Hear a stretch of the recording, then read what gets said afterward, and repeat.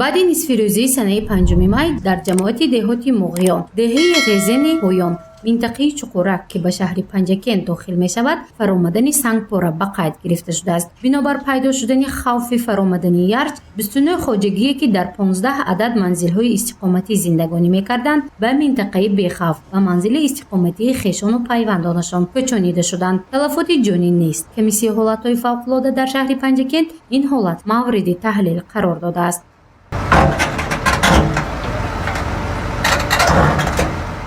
ساعت‌های 18:50 در نتیجه بارشاتی زیاد در جماعت دهات راست‌راود، دهه‌های راست‌راود، جماعت دهات وحدت، دهه‌های متک و ناحیه دیوشتیج آمدن سیل به قید گرفته شد. فوراً کمیسیه حدودی مقامات اجرایی حاکمیت دولتی ناحیه دیوشتیج اوید به حالت‌های فوق‌العاده وابسته به برطرف نمودن عاقبت حالت فوق‌العاده به عمل آمده فعالیت خود را آغاز نمودند.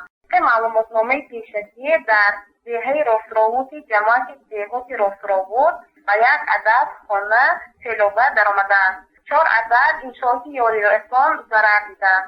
خط آب فلزی با درازی 4 کیلومتر، خط آب نوشابی با درازی 1.7 کیلومتر، راه‌های داخل دهه 12 کیلومتر، قطعه‌های زمین‌های نزد حولگی زیاده از 7 هکتار، زمین‌های کشاورزی از 15 هکتار، زمین‌های کشتی کارتوشکا و سبزی ضرر دیدند.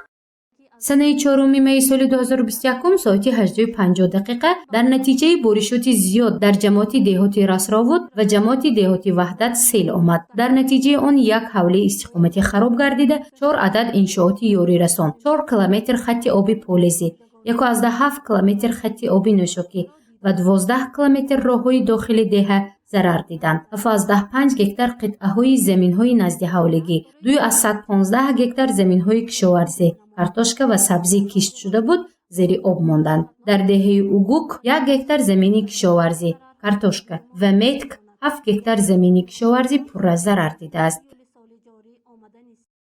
در دهه‌های اوگوک و متکی جماعت دهاتی وحدت در دهه اوگوک 1 هکتار زمین‌های کشتی کارتوشکا و سبزی، در دهه متک باشد 7 هکتار زمین‌های کشتی کارتوشکا و سبزی ضرر دیدند.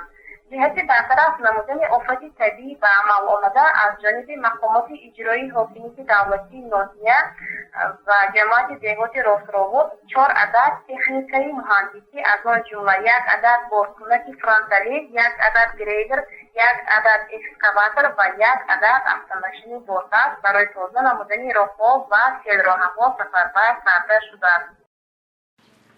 раиси кумитаи ҳолатҳои фавқулодда ва мудофиъи гражданӣ дар вилояти Суғд дар асоси барқияи телефонии агентии обуҳавошиносии кишвар ба сокинону меҳмонони вилоят муроҷиат менамояд, ки то санаи 7 май дар ноҳияҳои алоҳидаи ҷумҳурӣ боридани боронҳои бошиддат ва амал омадани раъду барқ ва эҳтимолияти боридани жола дар назар аст. дар ҳамин иртибот раёсати кумитаи ҳолатҳои фавқулодда ва мудофиъи гражданӣ дар вилояти Суғд аз сокинон хоҳиш менамоянд, ки аз сафар намудан тавассути роҳҳои осебпазир, селфаро ва сангрез худдорӣ намоянд. пеш аз сафар аз ҳолати роҳҳо аз мақомотҳои дахлдор маълумот бигиранд. ҳангоми ҳаракат дар минтақаҳои кӯҳӣ фосилаи байни мошинҳоро ҷиддан риоя намуда эҳтиёткор бошанд. ҳаёти худ ва наздикони худро зери хатар нагузоранд. гузориши Мафношкор ва Наимҷон Аюбов барои барномаи иттилооти Хабар.